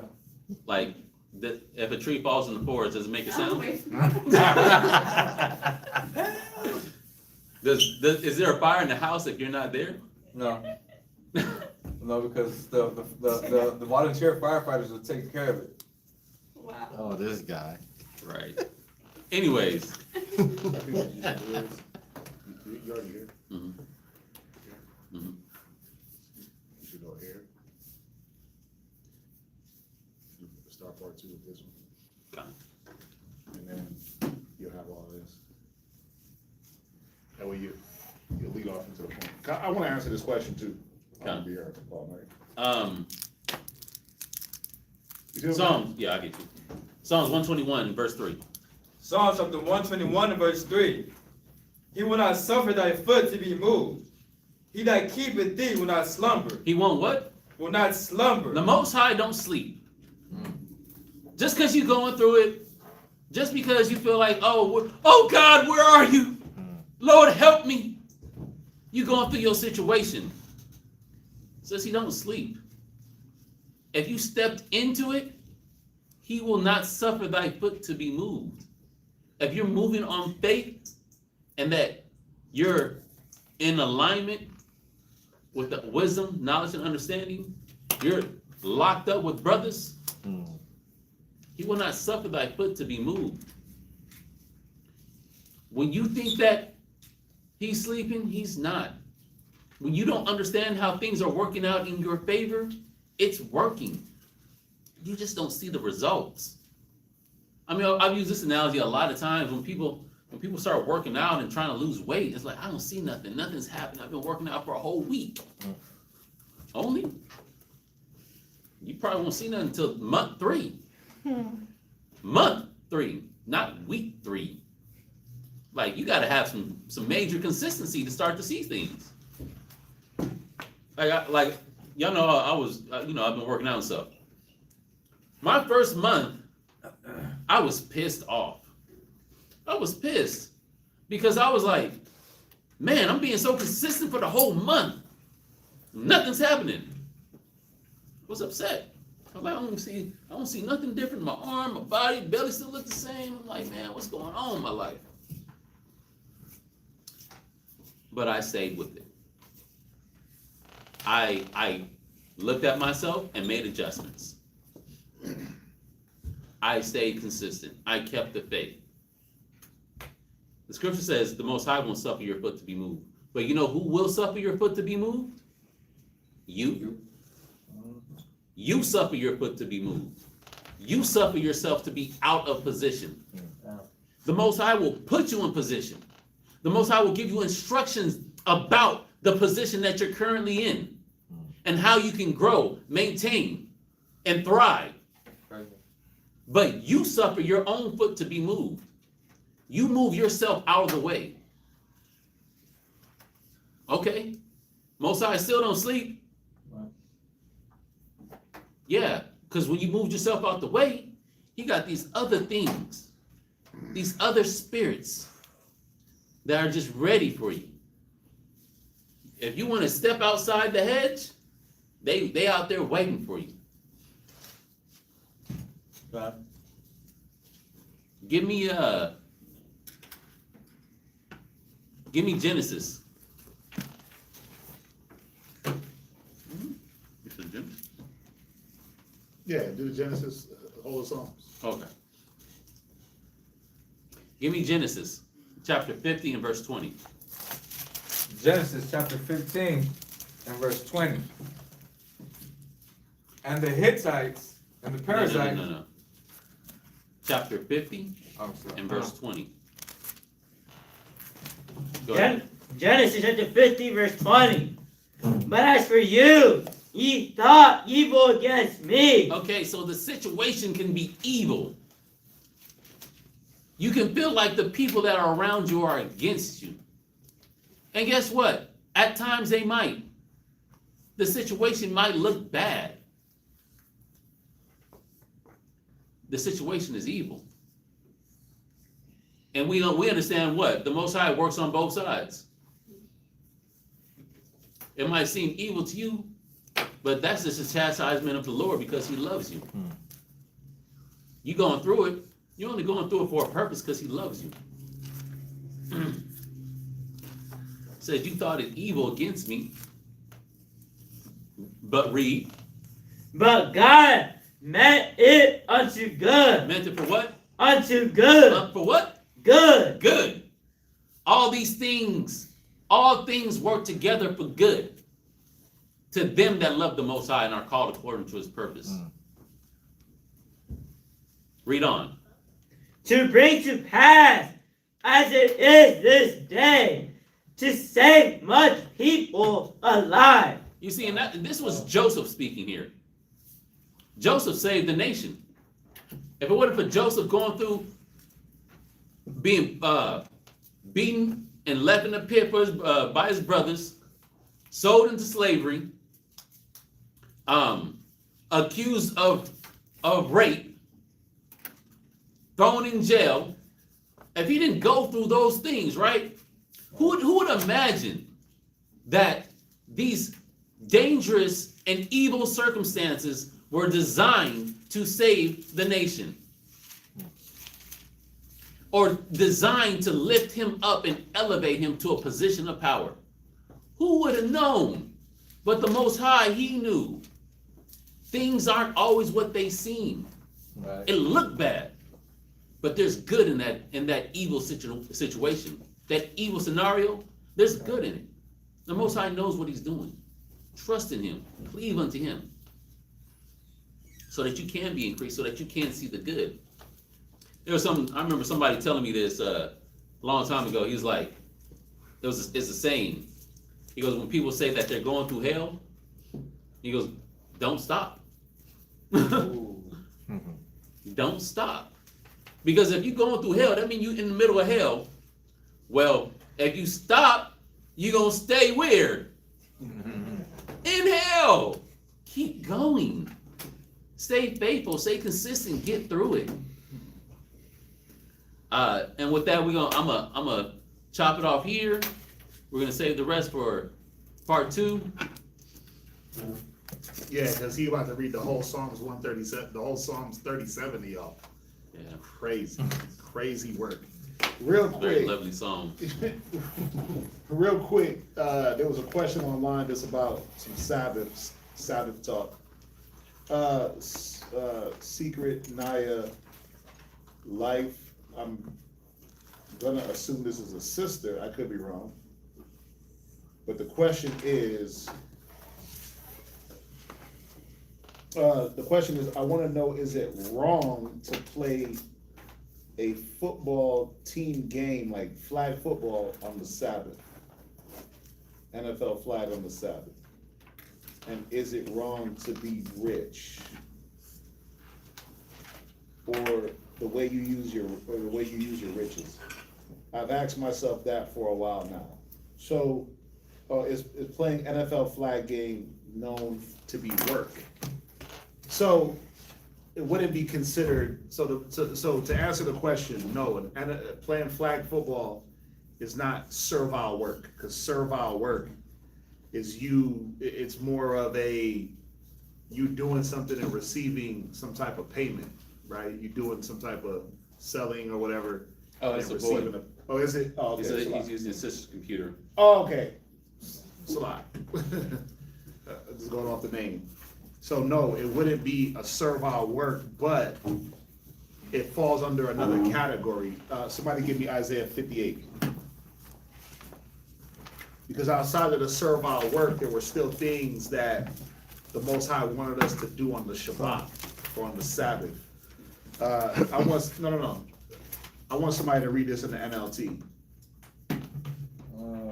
Here, you're gonna read that in the NLT.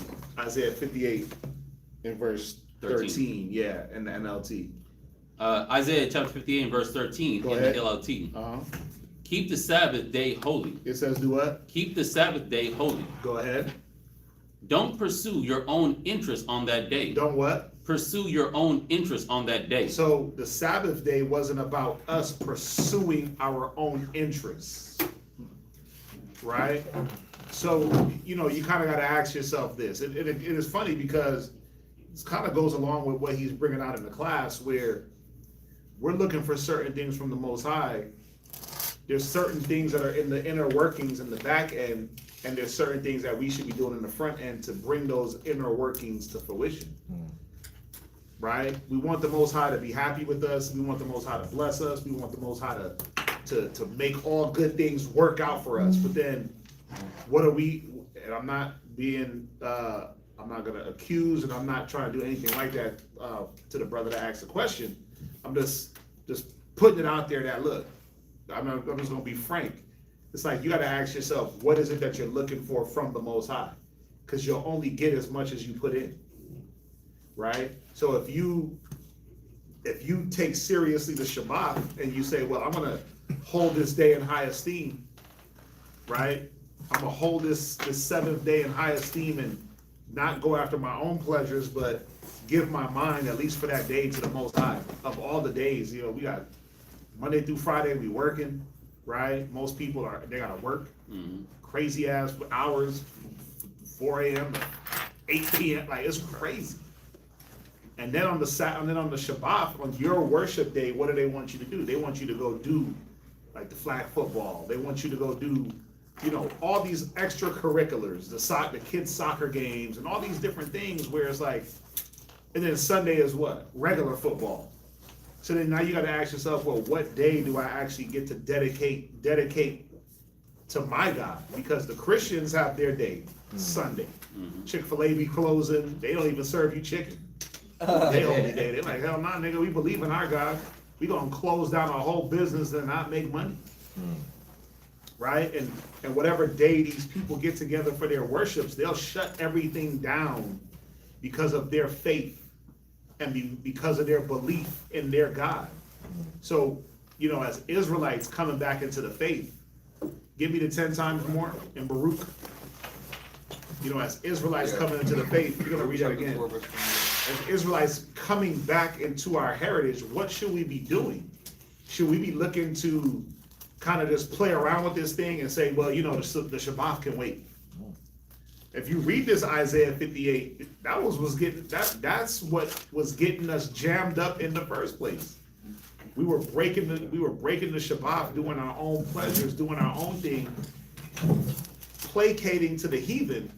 So the Most High is saying, look, if you turn your foot from breaking the Sabbath, meaning if you repent and not seeking your own pleasure, I'm gonna rock with y'all. You ain't gonna worry about having to go do the things that the heathen got you doing. And I'm not talking down on anybody trying to play football or sports, but really there's a compromise when you want to do these things. So you got to ask yourself, what am I willing to compromise to play some flag football or to play any type of sport? Right? You're gonna have Israelites that their kids want to play actual high school football. When does that take place? Friday night. Friday Night Lights. Yep. So now you gotta make decisions. Do I got my kids out there running around on a football field? Or are they setting up for their worship of their God? Right? Am I worshiping the football gods or am I worshiping the Most High God? So, again, I'm not saying these things to make nobody feel bad. The question was asked, so I'm just being frank. You gotta just really sit back, because you said it's been on your mind for a while.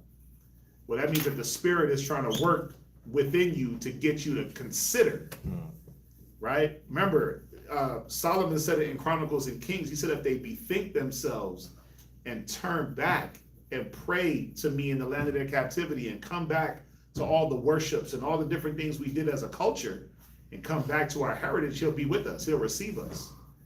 But it'd be hard for the Most High to receive us if we're still trying to tiptoe towards him. Remember, we're all exiles coming back. So what did he say? Read in Baruch. Baruch chapter 4 and verse 28. Go ahead. For as it was your mind to go astray from God. Right. I'm looking. So this is perfect. I'm looking for protection, and I always watch your classes. I joined the team late September. I also won a championship ring, so I figured Most High was gifting me this for following him for the past 7 years. And I'm not saying that he didn't, right? But you got to ask yourself, right? If I allow myself to separate from this day, which is it's a holy day, it's a set apart day, then what else is it gonna be that can separate me from other things? Right? You got to just understand the whole world is set up to do what? Regardless. It's set up to keep you from your worship. So remember, like, championship rings is not what the Most High is looking for from his people. Because that doesn't show that he's pleased with us. Right? Championship rings and winning NFL trophies and NBA play. That's not him showing, that's a person doing the worldly things and accomplishing worldly things, right? But where do we show our piety, right? Our humility to the Father?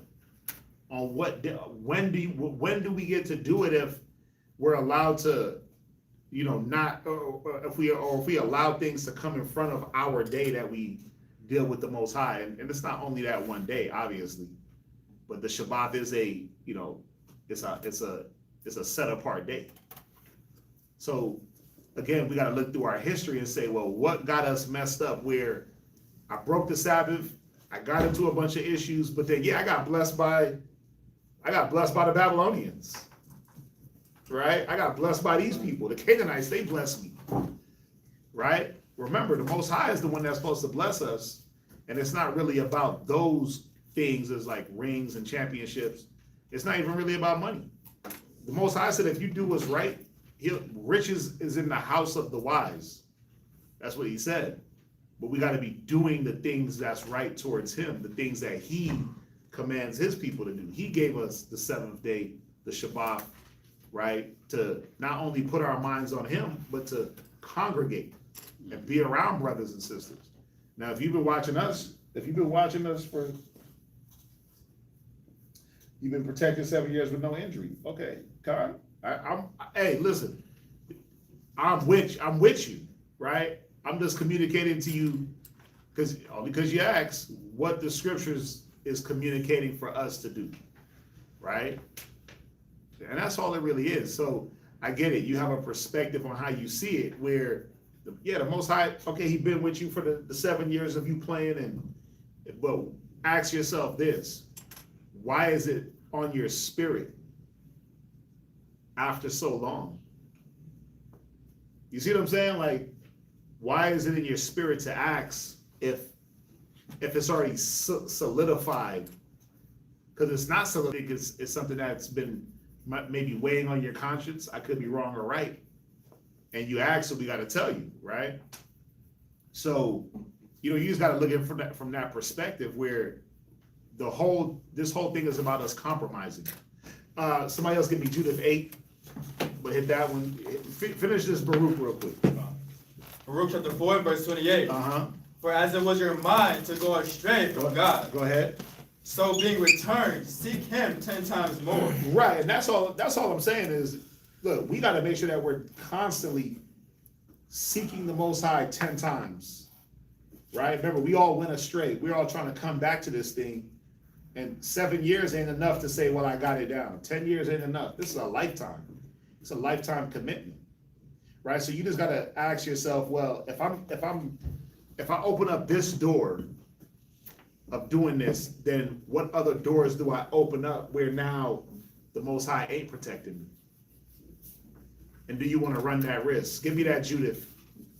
Judith, chapter 8, verse 24. No, the one that says if we separate is 5. If there's any iniquity found in us? Yeah. It's Judith 5.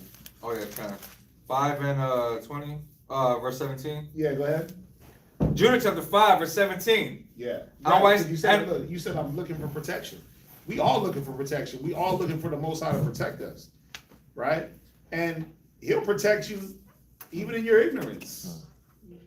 But then once you're no longer ignorant, then what? And that's the point. Go ahead.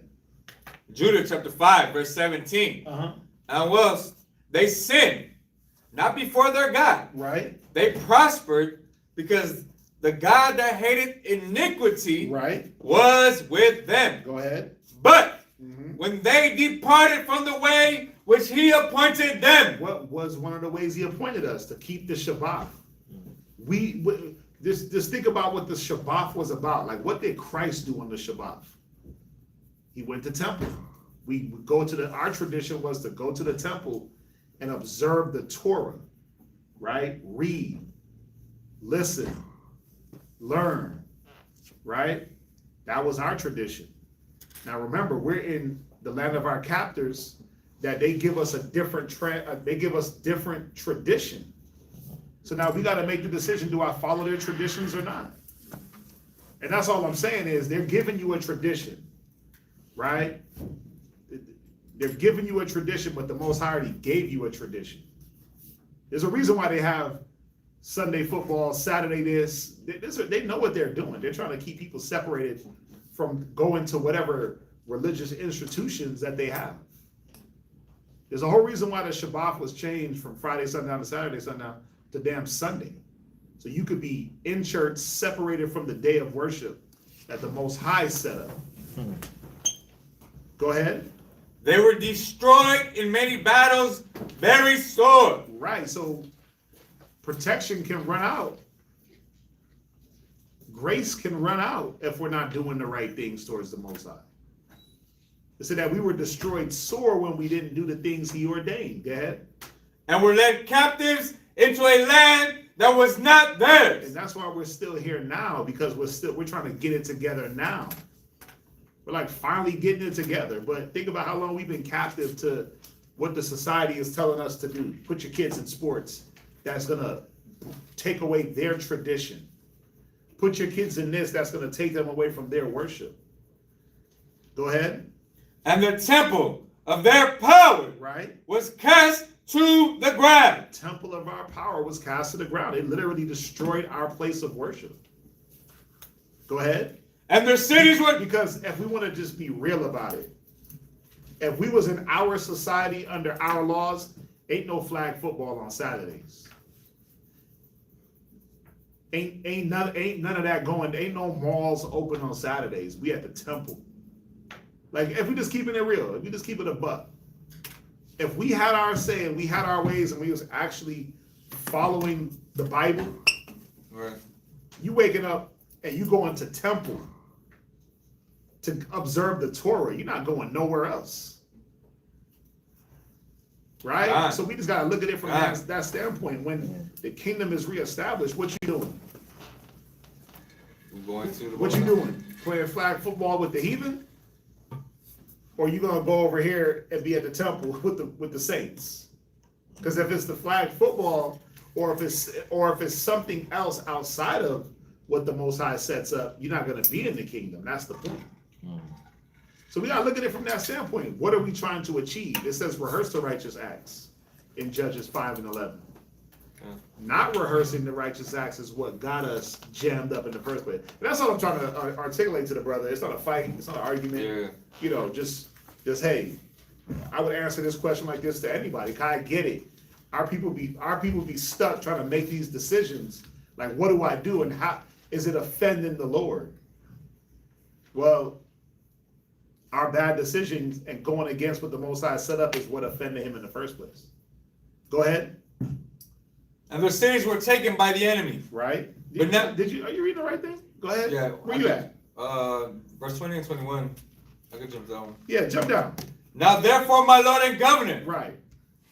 if there be any error in this people, And that's what we're trying to shore up is the errors. We're trying to take away as many errors as we can. Are we perfect? Nah. Of course not. But there are things that we can do to shut down some of the errors and a lot of the errors. And then there's things that we can do to bring forth error. So we got to make sure that we're looking at this thing and saying, man, how can I eradicate errors from around me so I can have that protection continually? Right? Outside of like the thing that I'm doing over here, what about like in my whole life?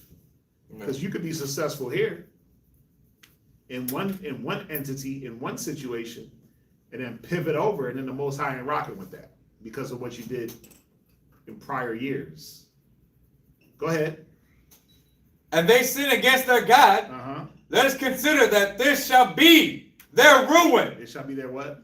Ruin. The heathen ain't got to ruin us. We do it to ourselves. Go ahead. And let us go up, and we shall overcome them. But if there be no iniquity in their nation, Go ahead. let my Lord now pass by, lest their Lord defend them, and their power be for them, and we become a reproach. See that? You said protection. So the Most High will continue to defend us. Because remember, it's not just about an individual. It's about the nation.